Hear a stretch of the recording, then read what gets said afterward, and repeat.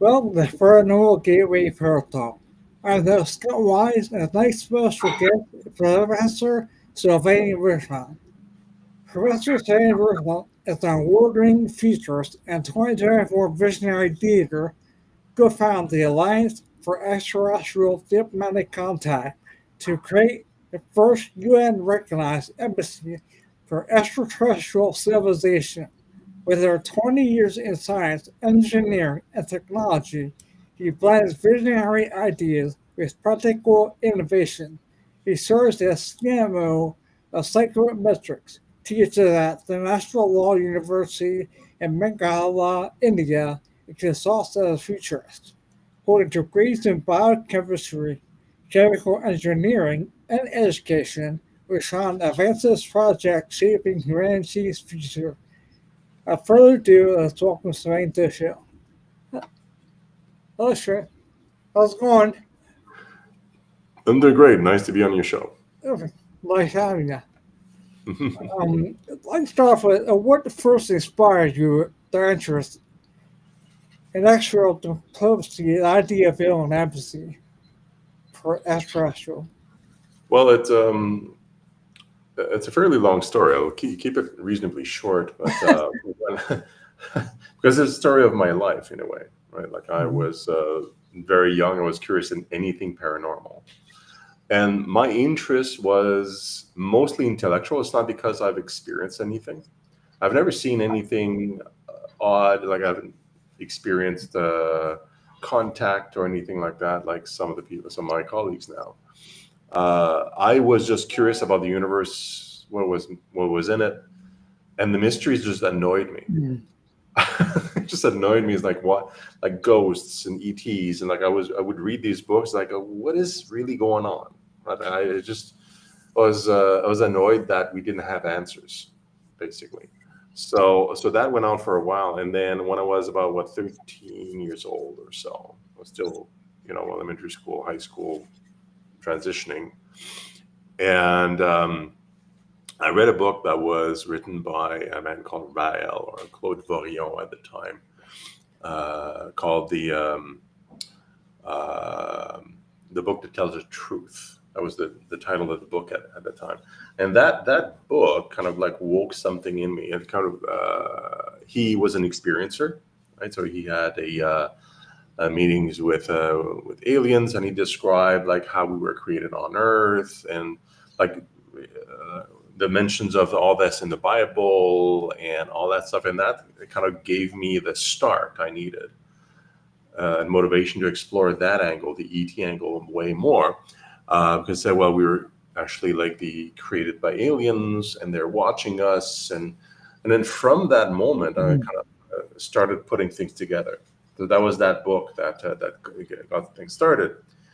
And in that book, one of the missions that was given to him, well, he had two missions. One was tell people about our connection with ETs, number one, and the second was, well, we have to create an embassy for that later on, when humanity is ready for open contact. There's going to be rules and regulations surrounding how that would happen, like the diplomatic missions. There's an agreement with the United Nations with 200 nations or so. That's called the Vienna Convention on Diplomatic missions, and that defines how embassies are built, and extraterritoriality and all that stuff. So he had that mission, and I was really enamored with that concept, and that's what got started. So that was in late 80s, right? A long time ago. Okay, so that and I wasn't really involved a whole lot at the time, but that's where it came from, like the idea. And that organization that he started, the Aurelian Movement, started raising funds for to build the embassy through volunteerism and donations and all that stuff. Now, fast forward to today, because I was involved with the organization for quite a while. I was enamored with the idea of having contact, official contact with people that were kind of watching us for all these years. And this 2020, I contacted the person within the Aurelian Movement that was responsible for the ET Embassy project. It's like, look, his name's Daniel. It's like, this is a project for the whole world. Like, the disclosure's happening. There's all this stuff happening, right? And there's the kind of gut feel that, and also predicted by Rail, it's like we should have contact between 2025 and 2035 or so with these people. It's like, this is a project for the whole planet. It should be within this one organization. It should be open to the world. And he agreed. So we started the alliance as a separate entity, as a not-for-profit in Canada, to invite the whole world into it, right?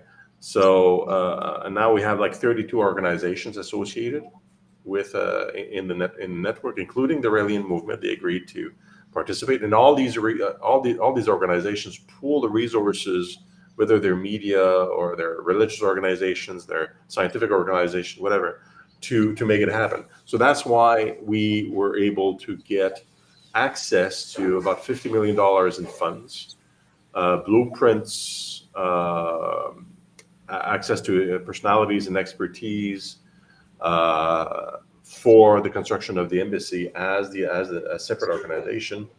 And we're pulling in a bunch of organizations and individuals all the time to accomplish this mission of building the world's first official embassy, according to the United Nations, for ETs specifically. So that's the whole story in a nutshell. So that's why it's so important to get this people on board for this, because even if we tomorrow, it could be a month from now, it could be years from now until, you know.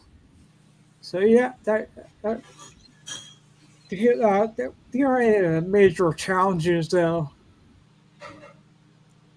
Well, It's just there's doing. plenty.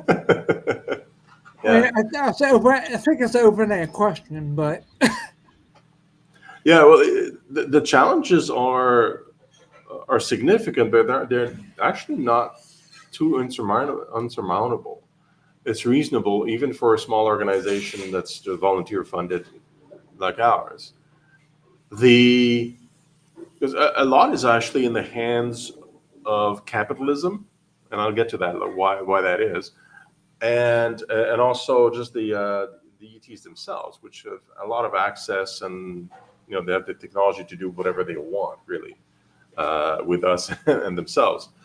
What happens is they've been around for a long, long time, since the beginning, right? Just watching us, and there's not just one civilization. There's several that are around, and they're waiting for us to become welcoming enough of them, and also peaceful enough for them to make an official visit. So they're just hanging out, waiting.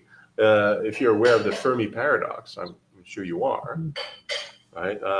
The theory that applies here is the zoo hypothesis. For the listeners, what that is we're basically a preserve. So they are nudging us and kind of like watching, but they're not getting involved directly. It's very kind of sneaky around the edges, kind of nudging us, making appearances with drones and whatnot. And they're not allowing other civilizations to get involved too much, right? They're kind of like keeping it in a conservatory as a planet Earth, until we decide that we want them to come officially and very directly and openly. So they're waiting. On our side of things, what we need to do is that we need to make sure that when the event occurs, that we're not at each other's throats about it. Because the problem is not the ETs. If they wanted to do anything significant with us indirectly, they would have done it thousands of years ago. And they kind of were involved very early on. And that's why you have all these images and these stories of gods, and that have personalities and names, and that have stories, and had children with us, and that kind of thing. That's us and them being interacting with each other a long, long time ago. The challenge is, peace on Earth. That's a major challenge. It's not something we can do by ourselves. There's a bunch of organizations that are working at it, and humanity wants to be peaceful. Like people want to not have a war and things like that. That's an ongoing project. The second part that is easier to attain is to agree in the law and how first contact would occur. That's a bit simpler, and that's what we're working on more directly. This requires an embassy, and the reason for that is that aliens have no legal rights on Earth, and personhood of any kind is defined in each different law set of each country. So if you want to give rights to ETs, you have to change the laws of like 200 odd countries, which is extremely hard, and it's not a really good plan. But if they are declared as ambassadors under the Vienna Convention, automatically laws and protections apply. So that's easy, right? That's much easier. And because all you really need is you need one country to decide, well, this piece of land is going to be extraterrestrial, extraterritorial, not part of our land. Mm-hmm. It's assigned to this ET civilization. We build an embassy, declare it as an official embassy according to the Vienna Convention. Whoever belongs to the land and their envoys are automatically they become ambassadors and therefore covered by law by the Vienna Convention. And also what that does, the whole process, is that every country on Earth knows that what the laws that apply for that embassy, and therefore the countries are far less likely to fight each other for the right of access. Because you all agree this is an embassy for ET, yes, okay. If ETs come, they are covered by law, and everybody already has been in agreement that this is the place, and this is the people, and this is the country, right? So we are avoiding severe conflict between nations for access by doing that. Do you see that happening in our lifetime? Excuse me, what? Do you see that happening in our lifetime? Yes, absolutely. Like we were talking about our ages. We're in the same generation, you and I. Yeah. The plans. Okay, let's go into the technical. The plans for the embassy and also the different countries we're talking with. Because several countries have raised their hands and want to do this, and we're chatting in private. Means that the embassy should be open in 2030 or so. So that's the practical, technical, like building things, and it does take years. But it's because it's a building. That's not that hard to build. So the timeline is reasonable. So that's one part. The second part is that as we built the embassy, the alliance, we got into contact with a bunch of other people that have been in contact with ETs through multiple means. They've been attracted to the alliance. Some of them became volunteers. Rael is there also, and he's still sticking to his guns. 2025 to 2035. That's the range of when we're going to be ready and they're going to come. So he's still saying that. A lot of others that I've been in contact with, they've been telling me 2027, 2028 as the age. I being a scientist, like I'm skeptical of everything. So I'll know it when I see it. But given what's happening on the planet now, how things, despite what you see in social media, things are getting actually much better on the planet. And NBC, in agreement with leaders about ETs and stuff, is around the corner. The timeline kind of fits. Like it's we're going to see what actually happens, but it's going to be in a few years, not in a generation. Right. So you get the MC plan, the structure. What kind of protocols do you have to have if this happens? You think? Well, that's really important question, because the Vienna Convention itself does not talk about aliens from outer space, right? So that's one part. So the embassies are defined, ambassadors are defined, but now we are working with nations to add what's called an optional protocol, and that's a mechanism by the UN where you can attach something to an existing document like the Vienna Convention without having all the signatories to agree. So it's optional, and countries can decide to sign on to and agree to a protocol separately, and we don't need everybody. So that's something that we're bringing up. It's like, well, we need to add language that includes ETs into the mix, and also different elements that are not present in the Vienna Convention that are important for like spaceships coming from Earth and that kind of thing. So that's one part, is the actual document, so that there's officiality around it.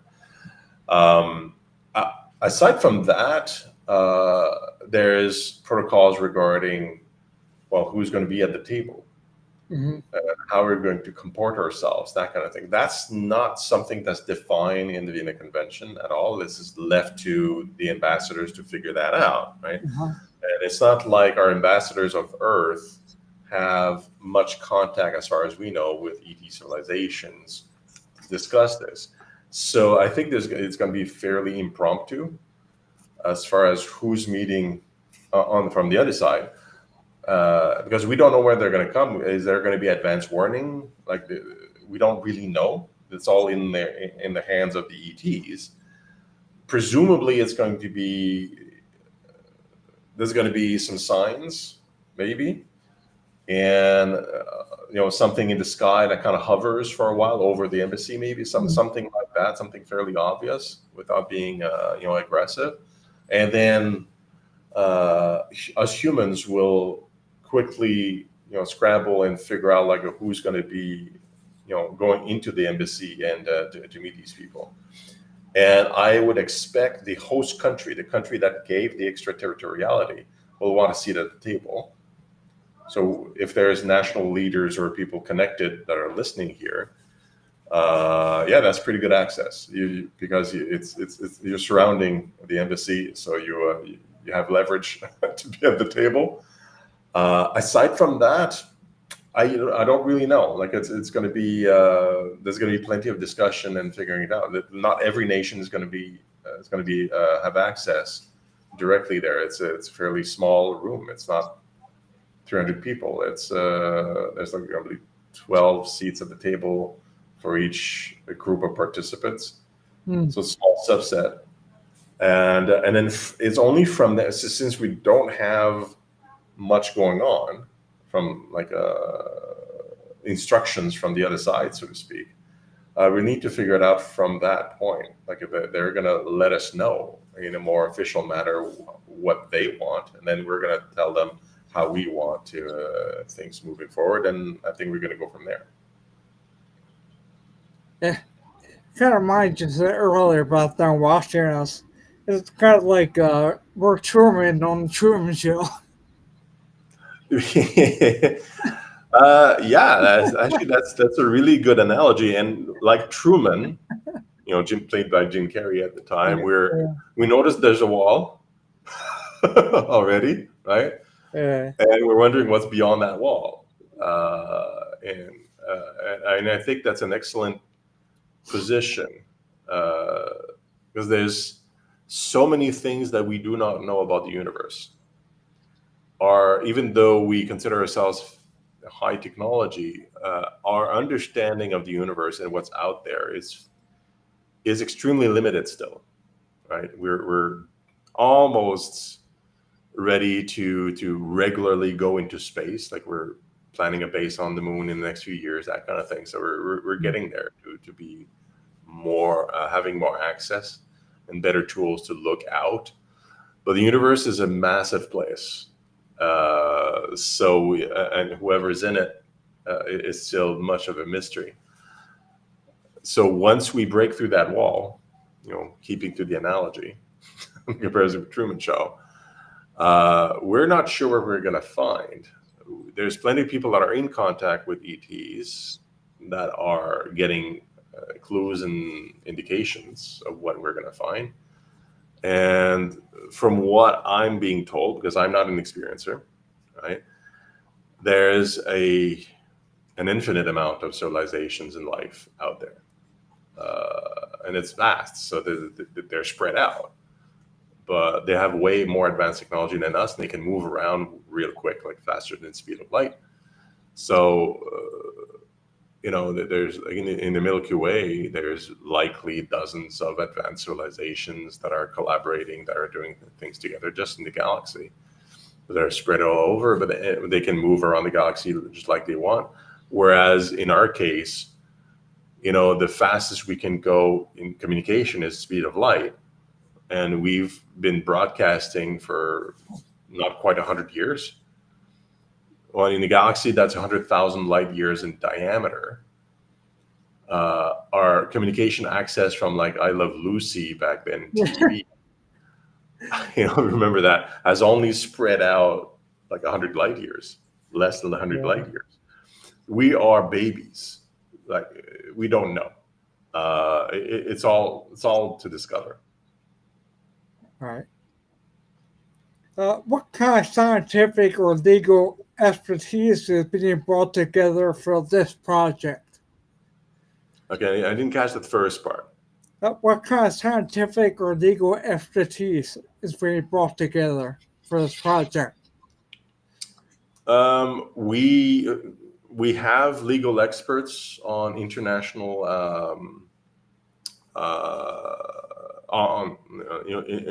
international diplomacy. We've had some actual legal experts involved. These are most people most of the expertise I'm mentioning has been gathered by the Iranian movement for over the years, because they were into this since 1974. Mm-hmm. So there's been work that's been done by that organization over the years. We have a group of architects. This is more technical, right, for the embassy itself. We have city planners and all that stuff. So the construction itself is all covered. It's all technical. And then, like I mentioned earlier, capitalism is going to get involved. Like, we are presenting this project as a tourism investment for countries, because Roswell and crop circles, not that stuff. Like, what happens that you start funding for the embassy, and you make it official by a country. All sorts of developers come in and they build. So additional expertise of all sorts are brought in. As far as scientific expertise, the Alliance and partners have gathered, and we have like nearly 300 scientific signatories, like directly to the Alliance. So people of all sorts of scientific backgrounds, from engineering to pure sciences, have signed on and want to be involved in some way. So we have enormous access to scientists.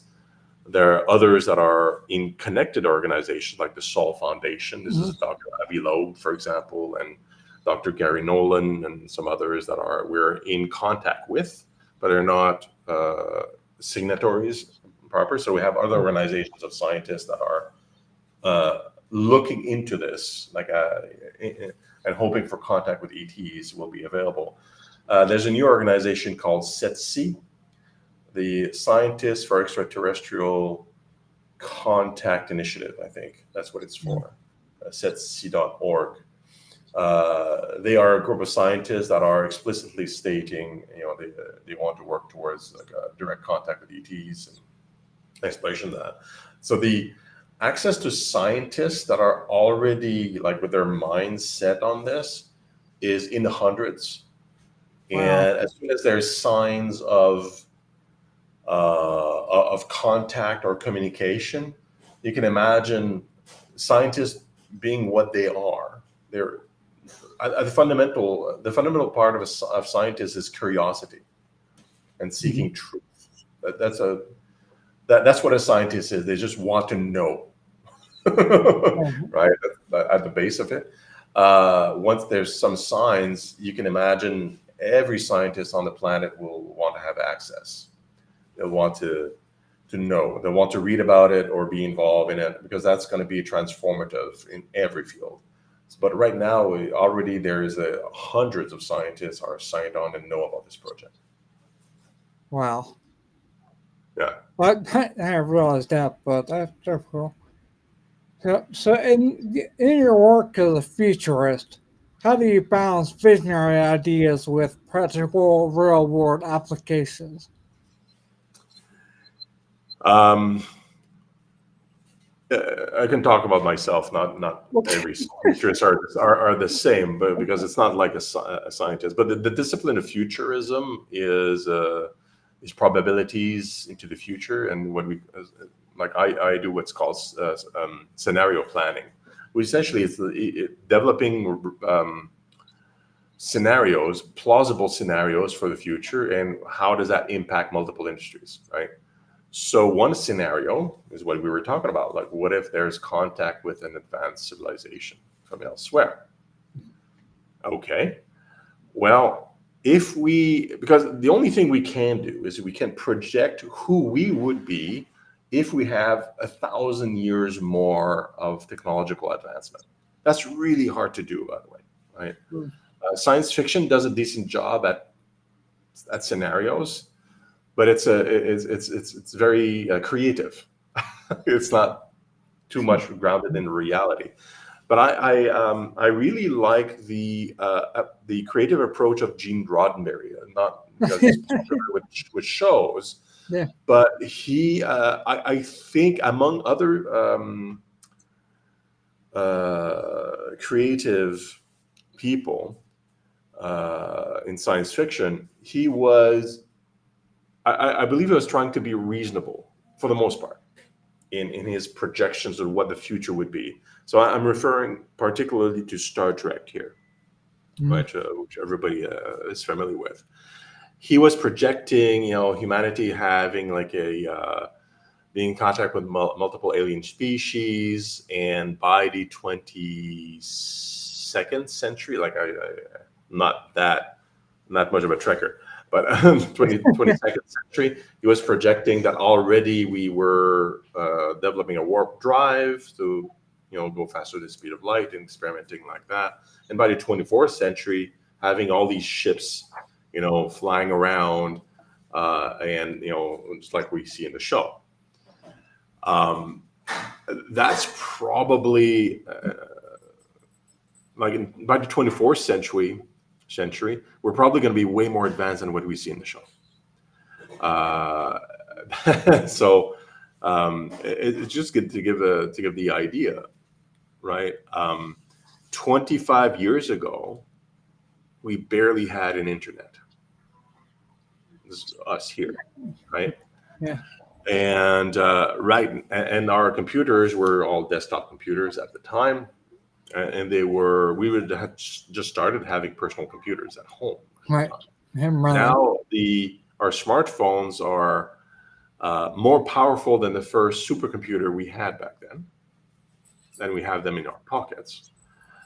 And we have internet that's way advanced, and also artificial intelligence that is smarter than us already. This is in the span of 25 years, from desktop computers to having this state of technology. I'm just making a comparison.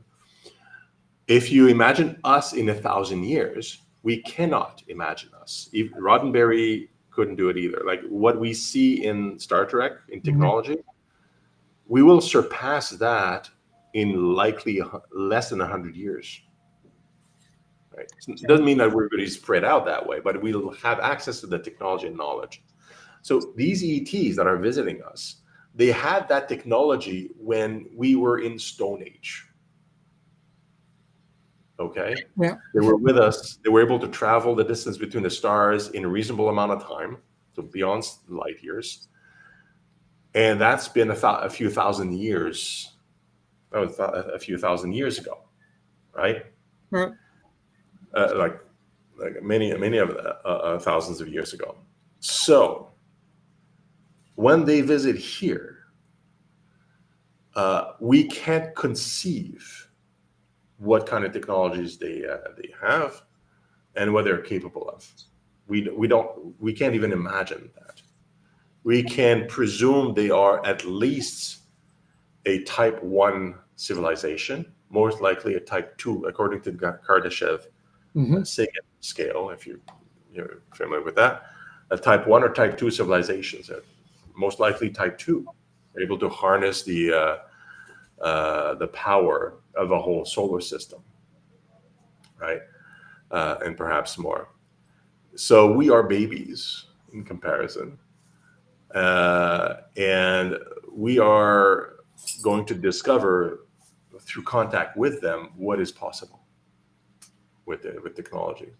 And we'll probably learn a few tricks along the way. That's good. Do you think that they help in building the pyramids? I I'm very careful with that. Like I'd like to think, because we can't really find direct proof of like technology or pieces within the pyramids, Right. right? But it is an odd building. They are all odd buildings to have been built, and there's a lot of speculation about how they were built. My take on it is that a few thousand years ago, we had contact directly with ETs. They were among us. That's how we have the pantheons of gods and these stories, Mm-hmm. even before the pyramids were built. Even I think we built the pyramids without their help directly. So then bringing cranes and things like that. Mm-hmm. But I think we had mostly primitive tools, but we had knowledge that came from them at that time. So my theory is really this: like we were kept in the dark, primitive, to evolve on our own. So we were not provided extra tools, for example, for the most part. But we were in contact with ETs, and we knew what they were capable of because of that contact, even though they were interpreted as gods. So we were able to do things with our primitive tools that are hard today because of that. So that link was severed. They kind of disappeared on us, right? Thousands of years ago, they kind of like became quiet and kind of working on the edges. So that's my speculation. And this falls into why the pyramids were built. I think they were built for multiple purposes. They were potentially built like what the archaeologists say, like for burial purposes or ceremonial purposes, that kind of thing. But I think they were also built with the understanding that they could be useful to contact or to do things with the ETs. So that's why there's such. I think that's why there's such confusion about it, and they may have been, and we have like excellent knowledge at the time of geometry, and construction methods that were observed, and were kind of used that, and that knowledge was lost because of religion and just no contact with ETs over years, and just an incomplete understanding of it all. Right, that's my theory. Otherwise, if those were built, let's say by ETs or with the help of them directly, I think we would have had much more direct proof of that on Right. site, like dug up by by archaeologists. We don't have that, so I think it's like knowledge, more direct knowledge from direct contact, but Mm. using more primitive tools. I think that's what we're seeing here. Right. But what about hieroglyphics? Like the extraction fire or the. Well, I think hieroglyphics are just like a language, like Yeah. any other. But there is some interesting ones that we found in the pyramids and other places that Mm-hmm. because it is pictographic, right? Like little images, Yeah. and there are some pretty suspicious images inside hieroglyphics that seem to show, not animals but Yeah. vehicles. Okay. Uh, Eric von Daniken, in Chariots of Fire way back. Was it the Mm-hmm. 70s or 80s? Forget. Yeah, like we're showing that, and they've come up. You can find them on the internet as well. Um, those are curious. I'm not sure if those are actual pictures of tools or machines inside hieroglyphics, but there are some paintings in cave walls that are, to me, are even more interesting. Yeah. That show like people with machinery and levers inside kind of like a cockpit, and they were like painted like thousands of years ago. That I find even more interesting, because you can speculate that maybe a very primitive artist imagined this.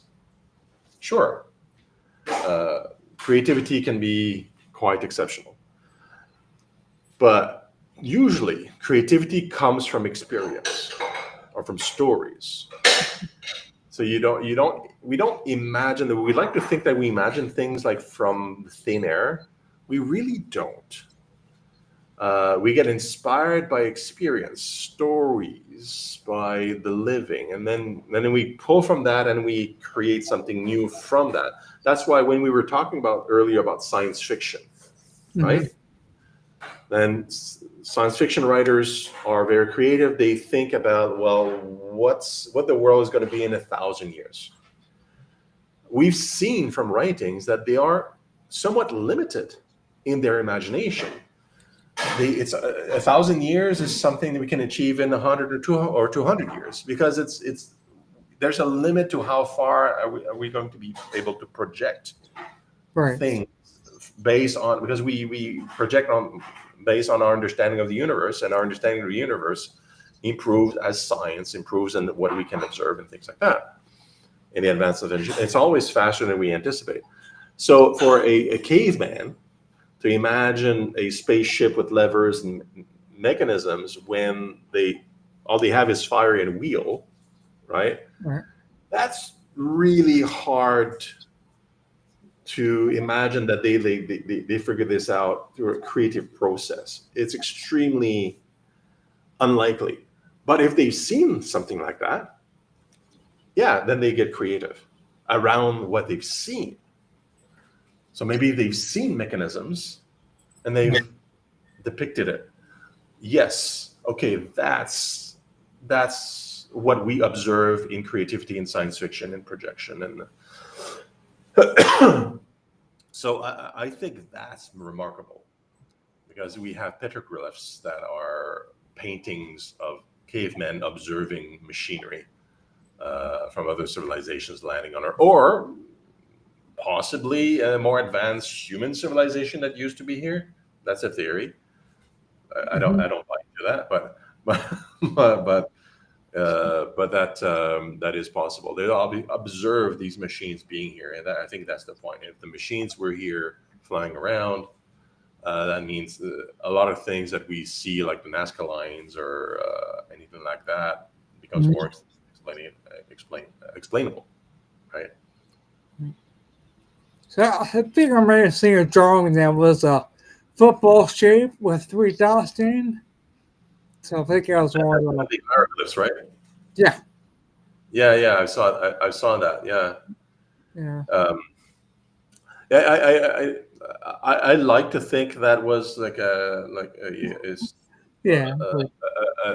but it's part of the writing. It's small, like Yeah. I don't know, like I think it's cool, but I think it's not convincing. It's Right. part of the hieroglyphs. Right. Yeah, but then I'm not an archaeologist. Right. Yeah, I play one of those TV. yeah, that's right. You could talk about your work with CykoMetrix. Sure. So, I mean, I have a day job, right? I'm an entrepreneur, so I build software, technology, things like that. So CykoMetrix is a human data intelligence platform. So basically, what we do is that we help consultancies, typically, give them a platform so that they can assess their clients, like through surveys and things like that, bring data in, and then allow them to manipulate and see what's going on with their organization and the before and after their engagement with their clients. Like it could be like Microsoft, Cisco, whoever. And then so you can see in data how things have moved, like in the people's minds, mindsets, also business KPIs. So that's my work as a technologist. So I work as a futurist, doing strategic foresight professionally, and I work a lot with AI, artificial intelligence these days, helping organizations integrate AI correctly in their organizations and processes. And CykoMetrix is a platform that allows measurement of what happens within the organization. So I work with all this stuff professionally, directly helping organizations with that as a consultant and a futurist. Yeah. So my work with the Alliance is a passion project. That's not my full-time job. It's something we're all volunteers. So I keep both. But my work, my professional work is very useful inside the Alliance, and vice versa.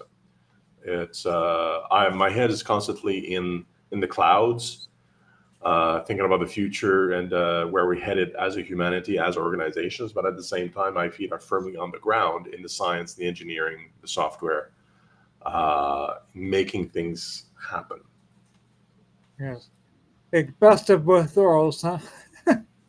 Well, I think it's important to have that. Yeah, I Yeah. think it's important to dream and imagine, and set goals that are grand, but you have to be realistic about them, and bring them together in steps. And that's what we're doing with the Alliance. That's what I do professionally as well. Like we in the Alliance, we're in contact with multiple nations about the construction of the embassy.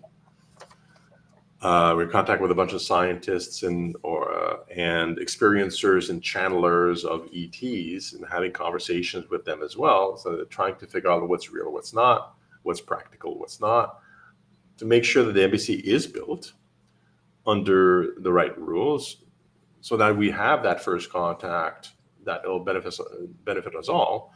And then the future is going to change. At least the prospective future is going to change, because it's going to change everything. Oh, my.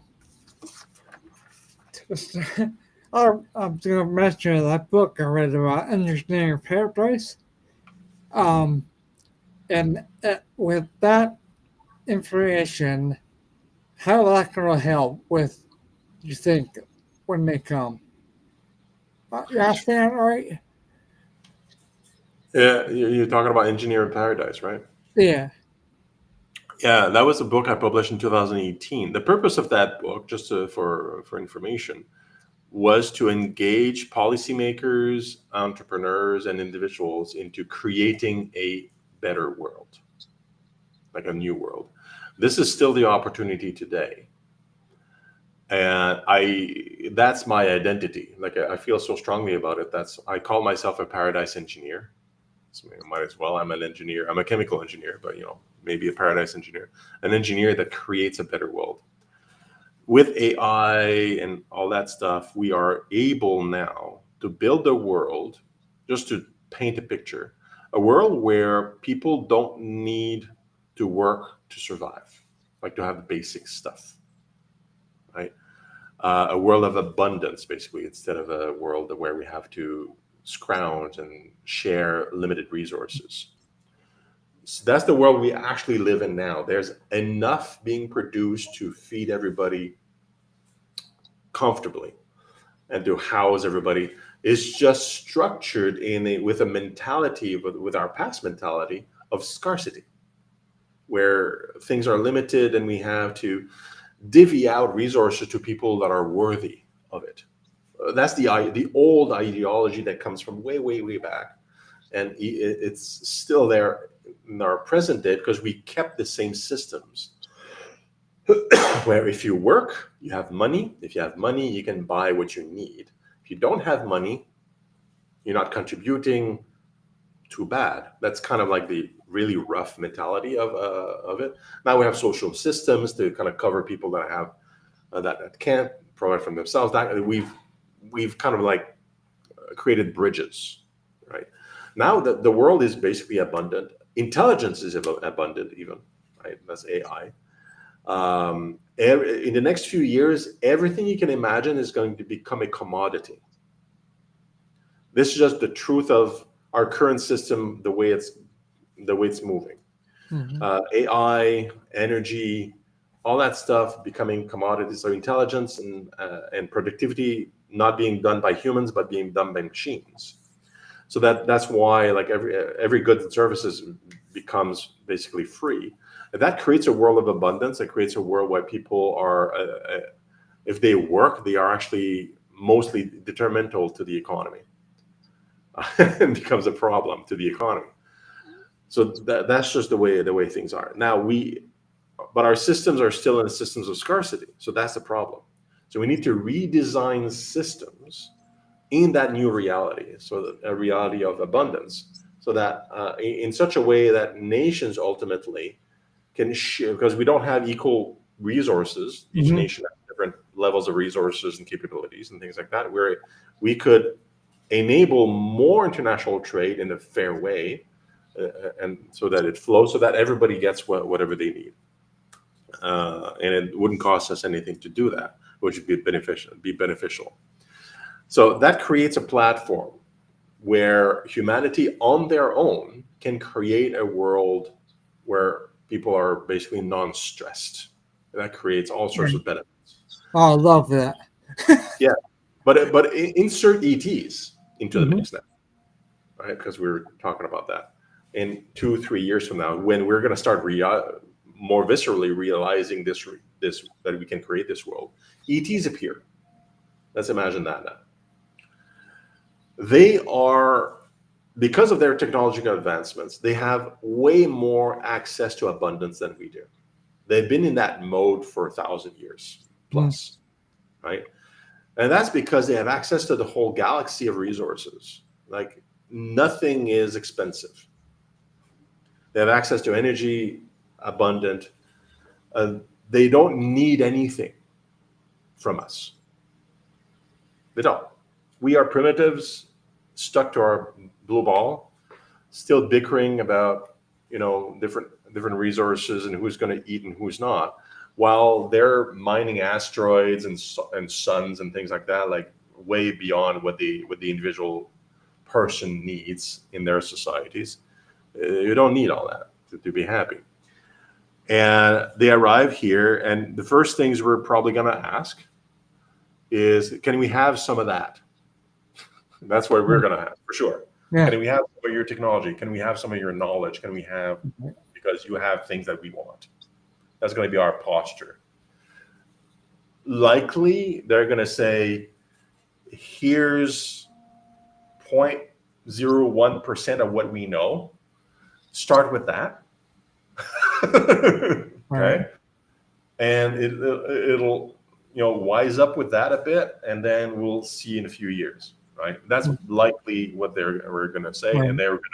they're going to tell us stories like who they are and where they come from and what's their relationship with us, and like they're going to give us stories, history, things like that, but they won't give us technology of any significance, because it would be dangerous for us to do that. Right.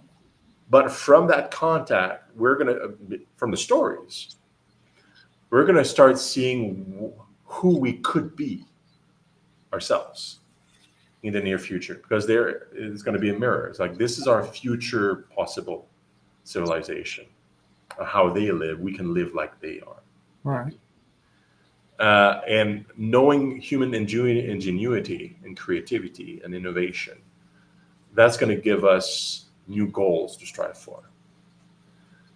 And that's going to be magical for us. We're going to see a balance of creativity and motivation in a positive way that we haven't seen in our history. And they're going to be giving us tidbits along the way that are safe, and when we're ready with. It's going to be transformative. Wherever the embassy is going to be built is going to be the country or region that will become the most advanced and most wise on the whole planet. Everybody's going to gather around that place. Everybody is significant. They'll want to participate in that trickle. So it's going to transform how we see the universe as well, how we see ourselves.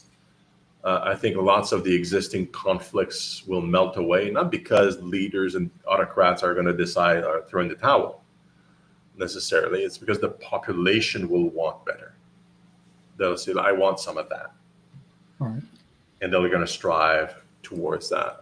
And it's going to topple governments that are inadequate. Right.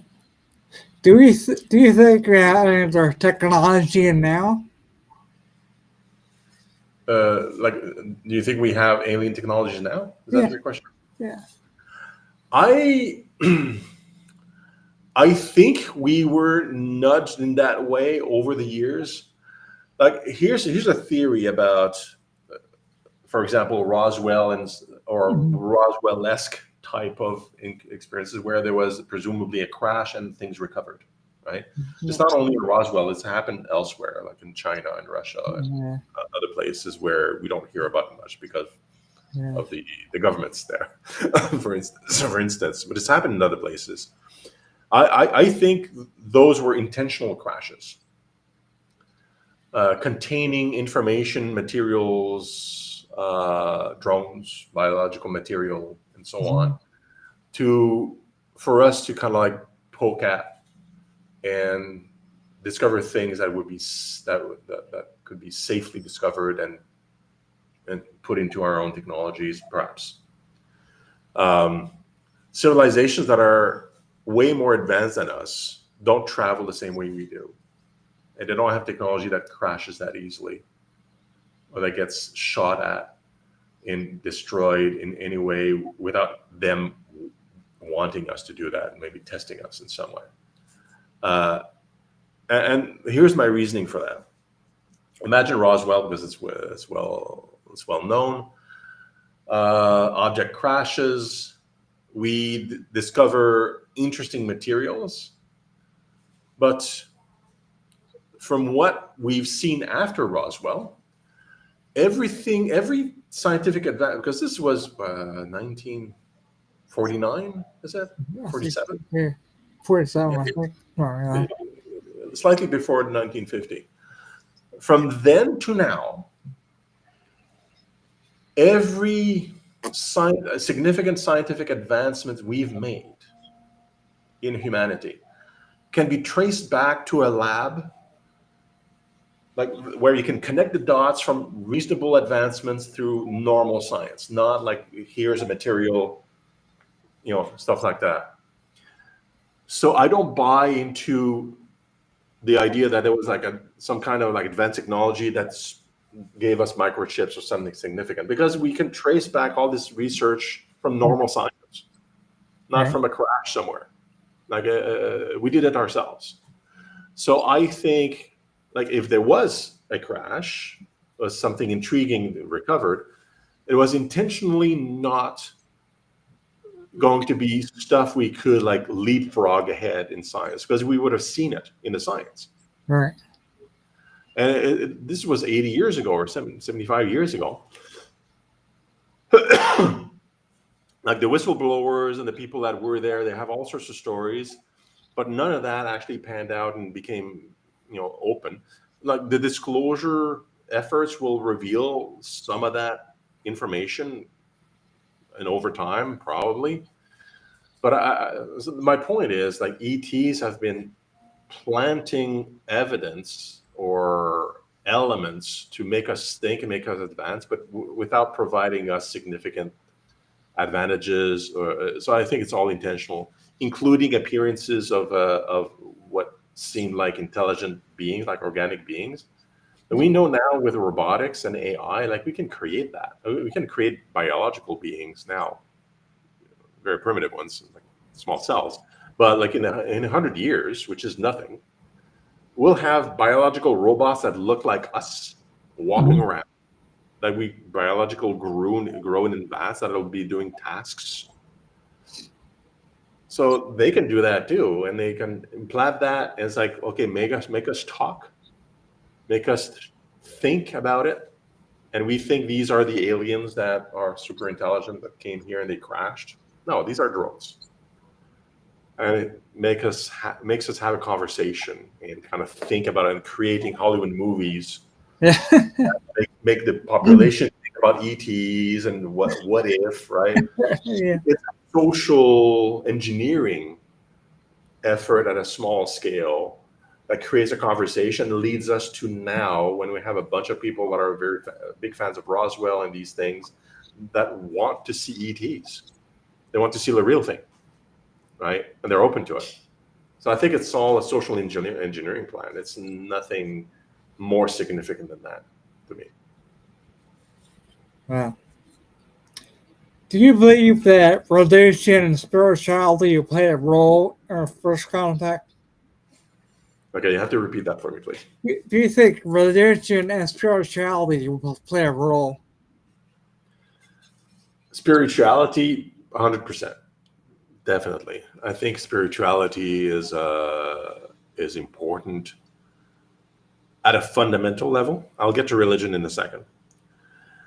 Because spirituality is really about how we connect with the universe in different ways and with each other. So I think we have to develop our spirituality to feel what's we know as scientists, which is we are connected with everything and each other permanently all the time. We're not separate from anything. And that's fundamentally that is spirituality. And then you have your different flavors of what that means at a cognitive level. And that's all fine. Religion is an interesting one because religion is more like a movement of a group of people that believe in the same things at the same time, usually tied to origins.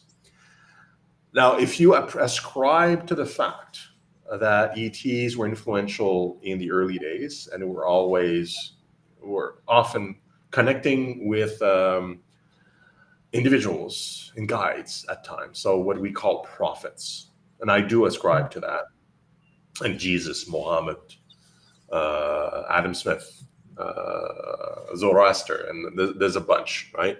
Yeah.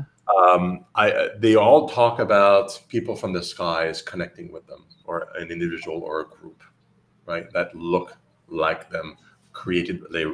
Books were written about it, like we look like our creators, like we look like the people that send messages, and they were giving these beings came from the sky. Like there's a word in the Bible, Elohim. It's from ancient Hebrew. Yeah. This means those who came from the sky. That's what that means in Hebrew. It's a plural word, those who came from the sky. And it's converted in the translations to a singular God in different Bibles. But the original word in Hebrew is Elohim, plural. Mm. But there's a lot of stories of the initial religions. Either they all talk about God or of their contact, let's say a person, but there's behind that person, there's more. It's not just one person. There's other people. There's angels. There's a pantheon. There's a group of people. Whatever. There's always more. Indian mythology and so on. They contacted a person at a certain moment, at a certain place on the planet. Say, okay, look, you have to spread this message. Right? That's the story. And the message is a message of love, acceptance, and so on. Every one of them. It's all the same message, and it's adapted a bit to the person and the era. And from that message came religion. People organized around that individual, and a whole movement and organization funded and all that stuff came out of it. Sometimes getting involved in politics, often getting involved in politics. Yeah. And that became what we know as religion. So if you look at the fundamentals of every major religion and many of the smaller ones, there's a contactee that has a very simple message that's consistent. Love each other, be good, treat each other well, don't oppress others, that kind of thing, right? The religions that came afterwards sometimes became evil, in my view. They became oppressive They became because of people, not because of the message. Because people took advantage of the power of masses of believers of the message and they weaponized it. Probably the only major religion that did not do that for evil ways too much was Buddhism. Oh, yeah. Buddhist countries never made war in the name of Buddha, as far as I research in history. But every other religion did in the name of whoever. But that's just that's an oddity. It doesn't make Buddha exceptional more than other prophets. It's just the reality of the region and what they made of it. So I think bottom line is like religion is actually part of the methods of the ETs that were with us since forever, nudging us philosophically in a certain direction towards love. And we corrupted it to a certain extent, but the fundamental is still there, right? So religion is useful in as much, in my view, that the adherents of the religion don't become fundamentalists. Like just look at what man wrote about the religion and think it comes from God. That's probably falsity. If they follow the core messaging of love and belonging and things like that, I think we don't have a problem. I think that's good, right? So it depends on how you interact with your philosophy or your religion. I think it can be good or bad. All right. Wow.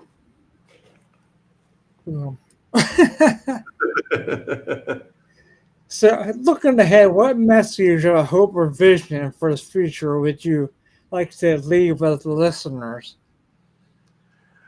I like to constantly talk only of hope.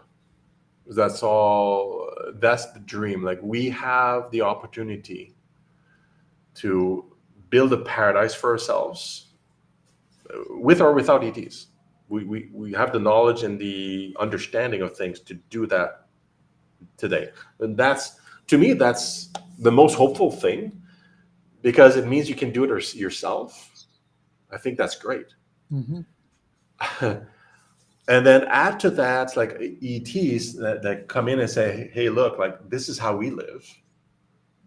That gives us aspiration for even more interesting future for ourselves. And because now we have a model that's kind of our future self in a way. Right. And then we can build for that. And we have advisors that have done it before, present and available.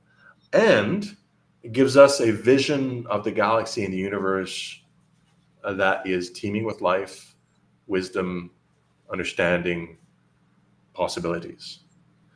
As a scientist and engineer and just like an entrepreneur myself, that is the highest level of excitement and hope possible. But what we do know also is that it is all in our hands. They won't do anything for us. We have to do these moves ourselves. So the hope is not enough. The hope is what energizes us, right? Like we see all this wonderful possibility. But then the groundwork has to be done here with each individual in our mindset. So philosophically, like understand that we're all connected, we're all one, right? And we should help each other, not compete with each other. Build a new world that is abundant. Everybody can have whatever you want. You don't need to compete. You can collaborate. I'm good at some things. You're good at some things. You're good at some things. We have technology that enables us all. Let's build this together. We don't need to exclude anyone. We don't need to fear anyone. That's really the world and the thinking I want people to have. And the onus is on us to actually do it. We have to put our hands and our feet into it and build it. Yes, yeah. So there was another book you did more recent. You want to tell us what that one was about? Yeah, sure. This is a part of my professional life. This is it's a book called the Generative Organization. Specifically, it's a book about using AI for innovation inside organizations. I'm one of 35 co-authors, so it was a collaborative effort. Mm. My chapter is about using existing LLMs, like large language model AIs, to iterate ideas. Because I'm a startup entrepreneur, so I like to start from an idea and try stuff out. Make the new unicorn, make the new better mousetrap, make the new idea, whatever, right? Right. So the AI and the ideas in that chapter is about how do you do that quickly using AI. Mm-hmm. The book is as a whole has a bunch of chapters from amazing AI experts. It's about transforming organizations using artificial intelligence, and it's the ideology is beyond the practical to me, right? Because the book is very practical. It's a playbook. Mm-hmm. It's very practical for organizations, governments, or whoever to it's going to become AI enabled in a lot of ways. It has GPTs in there, so you can directly use the AI using QR code and stuff. But it's also indicative of how we are transforming ourselves into a world where AI is available, present, and abundant in capacity.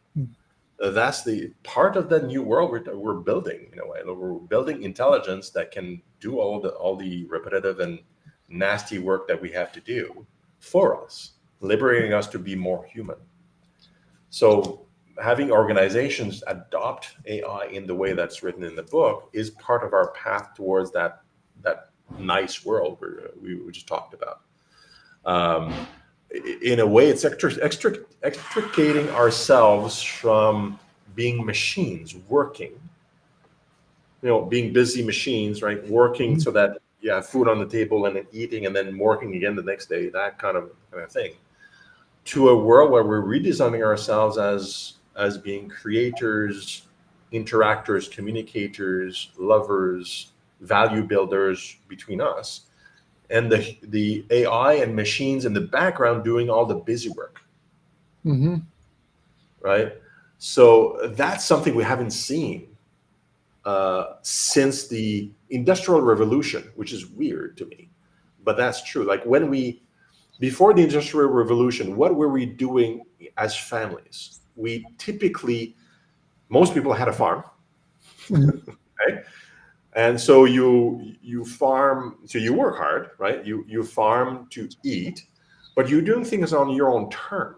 You're not a machine Right. so much. You're doing stuff with your family, and you're bringing it home, and you're eating, and that's what you do, right? And some people develop trades where they would trade, like you have a plumber, yeah, well, maybe not plumbing, but at the time, but carpentry, Mm-hmm. masonry, you have people, and they would help each other, right? Like he's a great mason, I help with my house.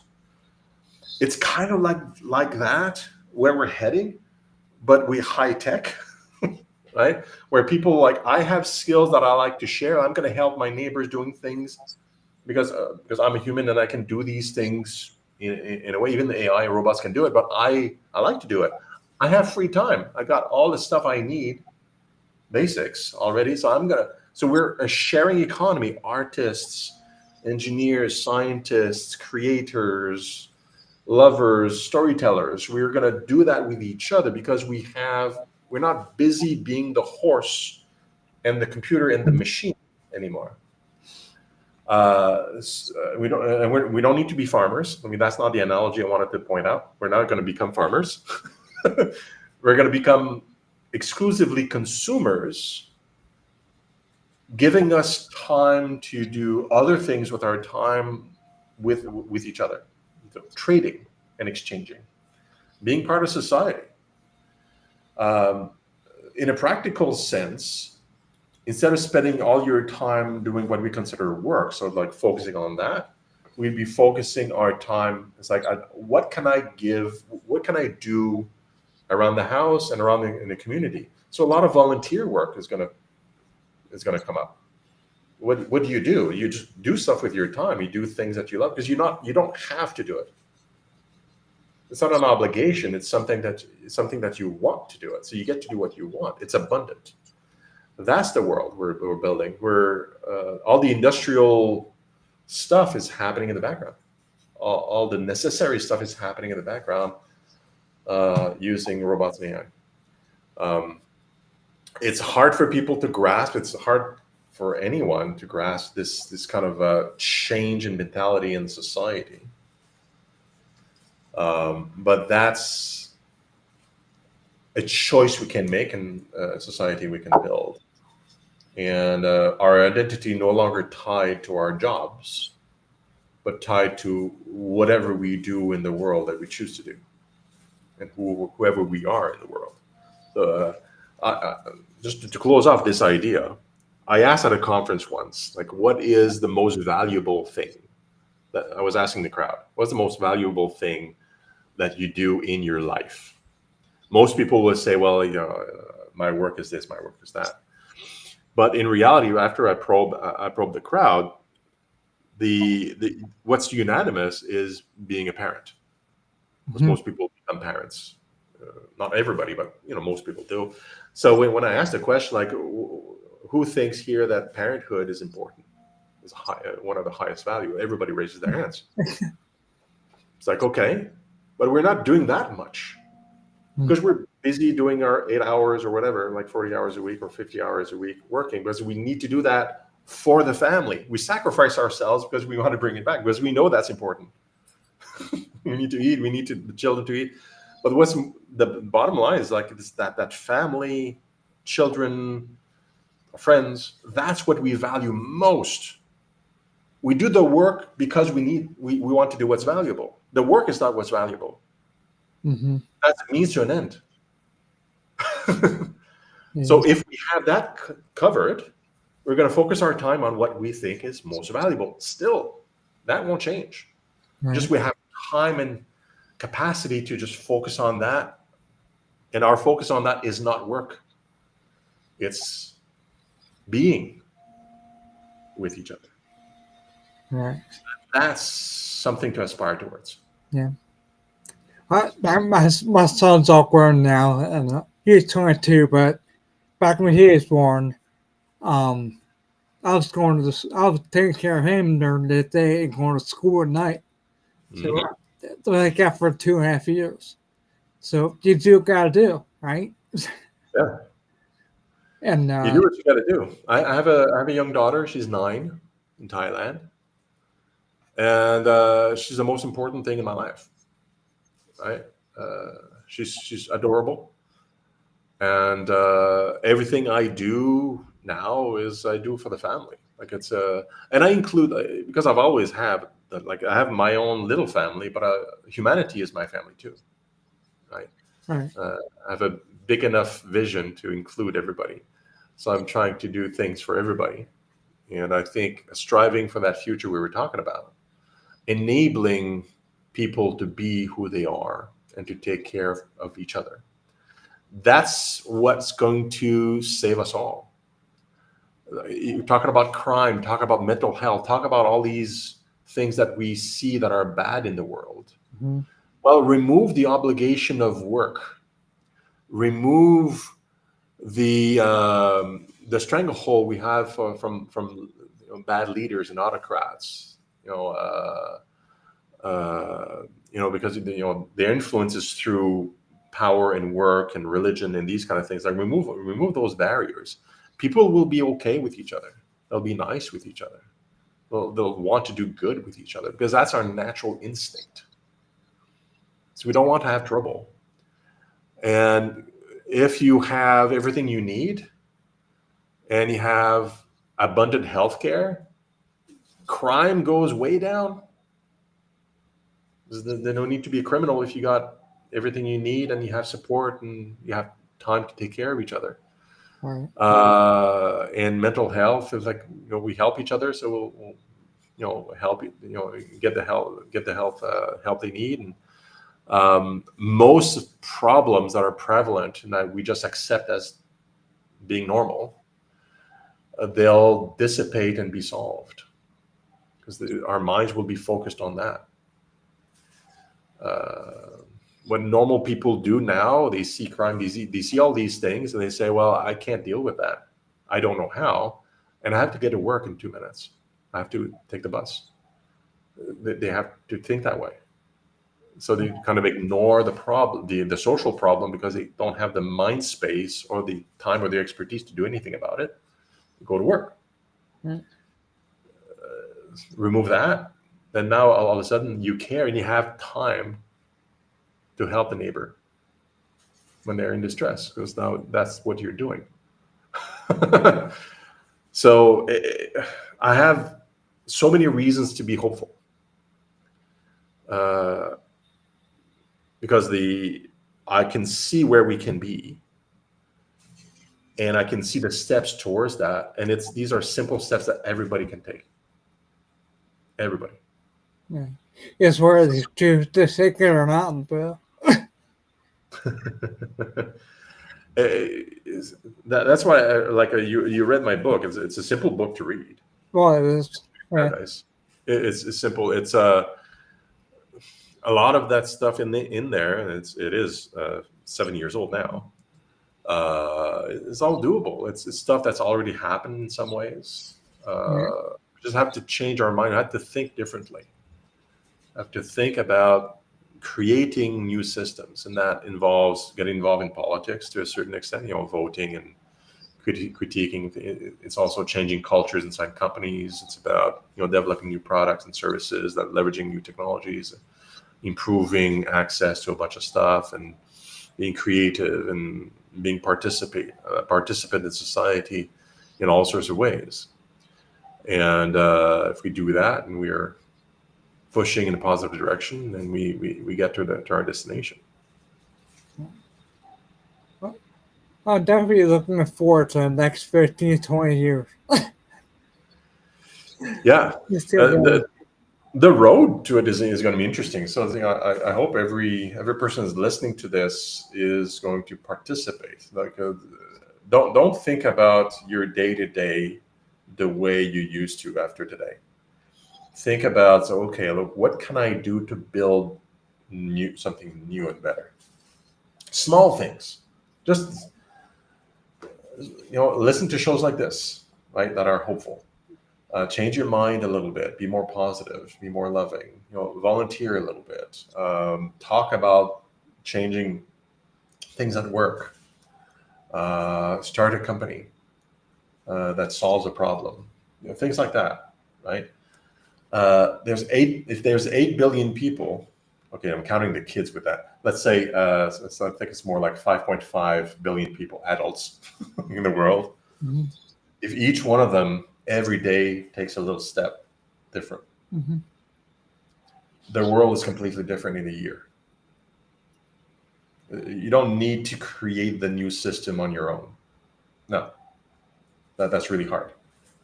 But do 5.5 billion small steps towards it. That's easy. Just do a small step. Yeah. Little baby steps. Baby step. Anything you can do. Just talking around the dining room table about aspirations and hope and what you could do. That's a baby step. Do that every day. You're changing the world. Right. Wow. Do you want to tell everybody how they can reach you? Yeah, sure. The multiple ways to reach me directly. So first is you can pretty easily find me on my LinkedIn. I use it quite a lot. So that's a direct contact to me and everything that I do, the alliance work, engineering, futurism, all that stuff. So use my name and find me in this mug here. So that's one way to go about it. For the alliance stuff, you can go to our website, which is alliance the number 4 et.org. So alliance number 4 et.org. And if you use the contact form there, I'm going to see the message for sure. Okay. Our other volunteers will see it, but that's one way to contact us as well. And there's a membership page, which is not really about membership per se, but it's like how can you get involved kind of page. So volunteers and things like that. So people that are inspired by welcoming ETs in an official way, and then you can check that out as well. Yeah. Up in the corner is a QR code. If you see it, that goes to your Oh website. yes, I'll link. yeah. I'll take you to the website. Well, there you go. So that's easy for everybody. You can just like use the QR code. Yeah. Excellent. I didn't notice that. Yeah, thanks so much. Yeah. So I have a question for you, Scott, if you don't Sure. mind before we close. Sure. What are you going to be doing to make the brand new hopeful world from now on? I do a lot of research and study. Yeah, that's So good. I'm doing it. And bring a lot of books on like your kind of stuff too. It's very interesting. And I read the book today and like, wow, I'm definitely going to get that other book. So Yeah, good. I Much more practical, but yeah. and I did some volunteer work with my group. I belong to. I actually have ataxia. I don't know if it's not ataxia. I have a black spot on my brain. Yeah, So actually, that's why I slur a lot sometimes too. I have Mhm. problems and stuff. But this past weekend we did a walking rule. I did a mile with my walker and raised money for that. And Mhm. there are other stuff like that to help better the world. I mean, they just say I take those steps at a time, but Yeah, small steps. you just You pick something to do and do it. just do it, and remember that I mentioned that we're all connected, right? It's actually deeper than people think. Mhm. So there's the obvious connections, like we're connected through the internet, for example, right? And then we read each other's stuff. That's an obvious level of connection that we can see. We're also connected through the air, the waters, like because they circulate. Like it's a whole globe. There's no real political boundaries. There's no. This Right. is all built by us. I think we're connected through molecules in a sense, right? That's also true. And there's information it's transferred that way. But if you ever read anything about quantum physics, Mhm. you realize at a quantum level, and that if you look low enough, everything is really the same. Everything is vibration. Everything is every molecule of our body is actually a wave and a particle at the same time. That's part of the weirdness of quantum mechanics. And we're actually a bunch of empty space that creates effects that make us seem physical and have colors and that kind of thing. And at the quantum level, because of the property of quantum mechanics, we are in fact directly connected with everything in the universe simultaneously at all times. And in the lab, when we're experimenting, we can see these effects, and we can measure them. So we know they're there. In practice, some people are sensitive to this. Like they're able to kind of detect connections in weird ways. And I'm not an expert at that, but there's a feeling. I can give you examples that we've all lived of this connectivity that is sometimes at a distance, sometimes it's in more proximity.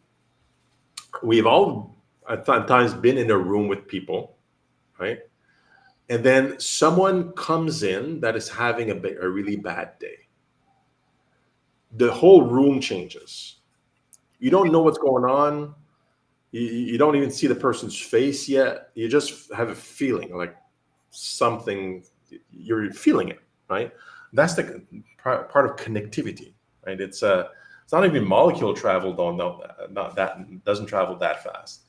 You also have some phenomena like some twins. They're at a distance and they have a feeling something happened to my twin. There's no information, there's no calls, but they know there's this connection, right? Right. These are the more obvious stories that you've heard. If you are a twin, you know exactly what I'm not, but you know exactly what I'm talking about. Sometimes you're connected to your spouse or your children this way. You just know like something's going on. Right. You give a call, and yes, something had happened just then at the same time. There is this connection, and you can do these these experiments. Was it Maharashtra? Yeah, experiments like in cities. There's a bunch of people that went to different cities in sequence, like hundreds of people, and they meditated on peace in each city for a number of weeks. I think it's like 2 or 3 weeks at a time, Wow. and they moved to a different city, meditated again, and did that in secret. They didn't make an announcement, as far as like nobody knew they were there. The crime rates decreased significantly each time for the period that they were there, and for a small period after. Nobody knew they were there. Wow. It's a fact. Like it's a correlation. It's not proof per se, Right. but it's a correlation, meaning that like maybe the meditation they did on peace affected everybody in the city, and there was less violent crime, there was less many things. We're connected physically. We are. It's just hard to. It's measurable in quantum mechanics. If you go into the lab, measure it, but it's actually something that happens. And we have all these experiences where we kind of know empirically or anecdotally that there's a connection. We're connected to the whole universe this way. You're never alone. It's all connected. So we are part of the whole, and our actions, our thoughts affect everything else too. So that means we have to be responsible. Because we always think, oh yeah, I only do this and it only affects me. Like that's actually false. Even if you're in a room by yourself, in a jail cell somewhere, your thoughts and your activity actually affects everybody around you, and ultimately everybody in the universe, like a the drop in the lake kind of. It's a small effect, or the butterfly effect they call it, or whatever. So we have to be conscious and responsible. So that goes both ways. You can create bad effects, or you can create good effects. So we're all connected, never alone. Ultimately, we affect the whole world, the whole universe, through our thoughts and actions. So that means you can influence the world in a positive way, and you can also bring it down. So that can guide some people's actions here, right there, right? So it's empowering, I'd say. Right. I have very lucid dreams, and also I think I had an out body experience already too, which is it freaked me out. But I remember all my dreams and stuff real weird, but yeah, it's just something that I recently in the last few years it had happened to me. So I don't know why, but it's just something very odd to have Yeah, been dealing with. like out of body experiences are odd to me. I don't know what to make of them, but definitely people are experiencing. So there's something there. I just don't know what it is, and Yeah, each people's accounts seem to differ to a certain degree, but sometimes a bit similar. So I'm not sure what that is. yeah, I'm sure too about that, but it's just kind of freaked me out. Yeah, like I would be. I tend not to remember my dreams. So if I would have an experience like that, then I would remember. That would that would freak me out a bit. It would make me way more curious about it too, I guess, because then it would be a personal experience of Right. mine. So I remember every dream. It's like I'm at another place and time, next time, anyway. And then I have a problem sleeping. I think I'm asleep, but not asleep because I'm active the Mm. whole time. I'm sleeping. Yeah. So I have problems with getting my, yeah. But it's, I'll deal with that now. I'm trying to metformin, not metformin, what's the stuff to make you? where it's called, to help you sleep, wherever it's Yeah, called. well, you have Melatonin. yeah, you have different drugs that are or categories of drugs that can be useful for to help you sleep. Yeah, Yeah, I use yeah. melatonin. It's That like helps. speaking of sleep, like we in the science, like we don't fully understand why we dream. There's a bunch of theories about it, but we don't really understand. We know that if you don't dream, I'm not meaning like things you remember, but just dreaming in general, the REM sleep, right, where the period where people are in a dream state, it has a repair and a critical function. Like if you don't dream, you eventually will die. You go crazy and then you die. There's a biological function to dreams, right? What we don't know is that whether the specific dreams have a reason or have a function, or can you but just random dreams are good. Like you see sometimes you see the dog, like twitching, because dogs dream also. Is that Yeah, relevant? yeah, Like, and like the science, we really don't understand it too much. We just know that it's important that we do dream. And since everything is connected, there is to me, there's a high likelihood that um, what happens outside of you could influence your dream in some ways. Right? Inside of you, that's obvious. Like and there's a lot of accounts of this in research where people are going to dream about things that are related to what they've been thinking about during the day. That's kind of an obvious thing. They kind of because it's top of mind. It's some of the last things you were thinking about. So that's kind of an obvious thing. But in some cases, you have some really random things going on. And we have to wonder, well, is that influenced by somebody else or something else outside? Is there communication happening? Like there's a lot of questions about what the dreams are. And if you have these out of body experiences, some people is when they're really having a hard time or they're dying. They have those, and sometimes it's not like that. Is that just a type of dream, like a random dream that has no significance? Or is it actually something else going on? I don't know. But the fact that we're connected with everything and light travels at the speed of light, like a lot of information. Quantum entanglement is instant as far as we can measure. So it has no speed. It's just instant from anywhere in the universe. There's all sorts of possibilities. Like if I can share with something with you, I've been thinking about something specific sure. about this. Like you have some people, and I'm telling you this because I know some people like this. They are channelers of ETs, and they're volunteers of the Alliance. They're great people. They're smart. They were contacted a few years ago, given a mission from ETs, and now they're acting on it, and that's why they're part of the Alliance. So they're talking to me about this type of experience, which I've never had, and they're talking about, well, I've had previous lives, they say, in where I was like with the Lyrians or the Orions and these other civilizations elsewhere, and they tell stories and that they remember events of those areas.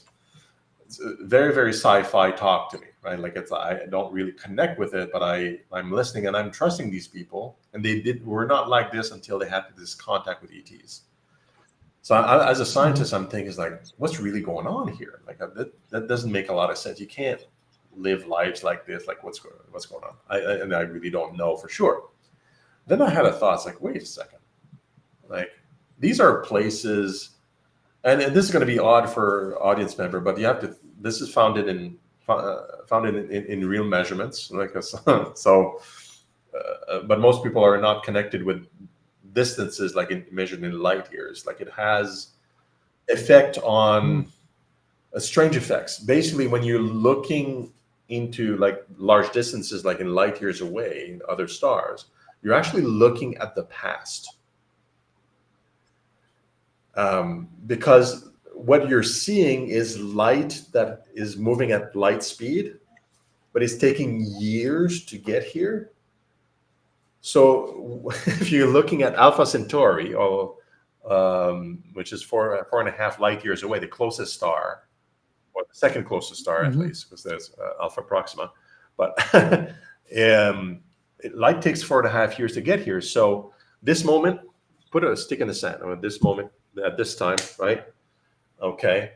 The light that you're seeing from Alpha Proxima took 4.5 years to get here. There's a time delay, right? So the time you're looking here is 4.5 years in the past. The events of that light has happened 4.5 years ago, right?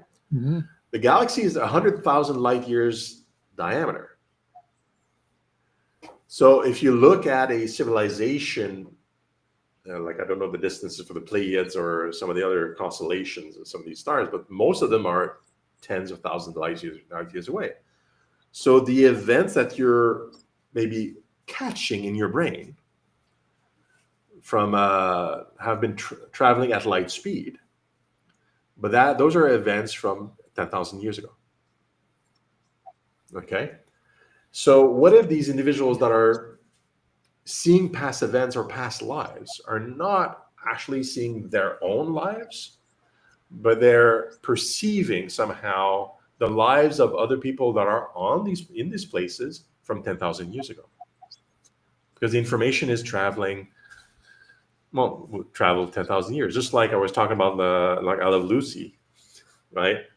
Taking, has been traveling for 90 years or whatever, right? Now they're catching that. Well, that's not the reality on Earth. Like we're way past that show, right? But they're capturing as like, oh, these people, these are their shows.